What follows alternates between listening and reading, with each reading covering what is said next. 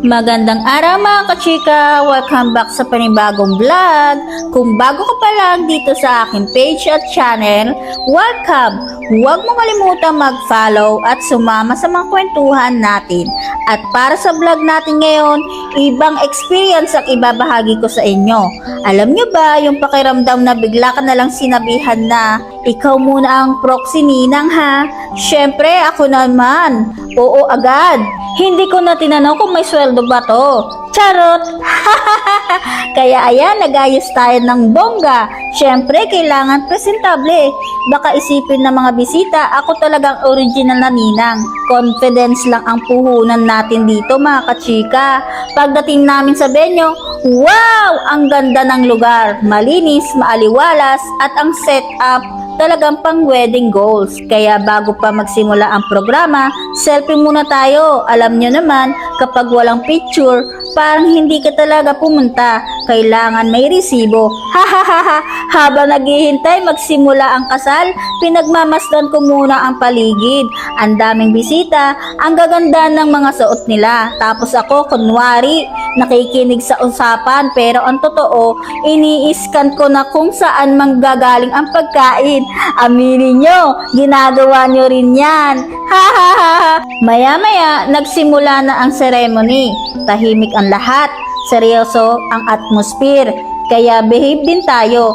Syempre, respeto sa espesyal na araw ni na bride at groom.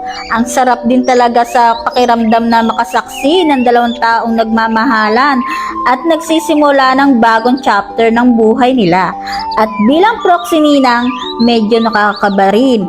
Baka mamaya may ipagawa sa akin na hindi ko alam.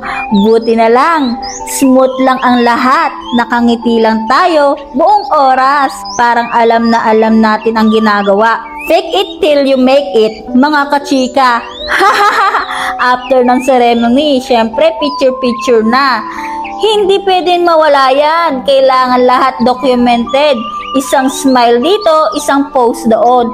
Kahit minsan, pagod nang umiti, go pa rin. Kasi kapag nakita mo na ang pictures pagkatapos, masasabi mo talagang worth it. At ito na ang pinakahihintay ng karamihan, ang reception! Huwag na tayo maglokohan. Minsan hindi natin alam kung sino ang bouquet o kung sino ang MC. Pero alam na alam natin kung nasaan ang buffet. Hahaha! Syempre biro lang, pero grabe, ang sarap ng mga pagkain, busog-lusog talaga tayo habang kumakain. Ang saya ring panoorin ng mga program, ang daming tawanan, games, at mga sweet moments ng bagong kasal. Doon mo talaga mararamdaman na ang kasal ay hindi lang tungkol sa dalawang tao, kundi pati na rin sa pamilya at mga kaibigan na sumusuporta sa kanila. Bago matapos ang event, syempre isang huling selfie ulit. Kailangan may pang-closing tayo. At dahil successful ang pagiging proxy ninang natin, masasabi kong mission accomplished. Walang sablay, walang napahiya, at higit sa lahat, nakauwi tayong busog. Hahaha! Sa bride at groom, congratulations po sa inyong dalawa.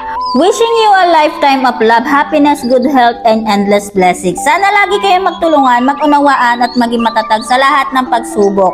God bless your married life, at sa inyong lahat mga chika, maraming salamat sa pagsama sa aking sa vlog na ito.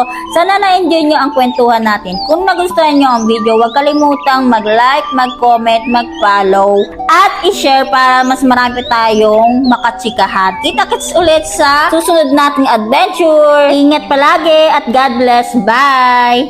Thanks for watching. Don't forget to like, comment, and share, and subscribe.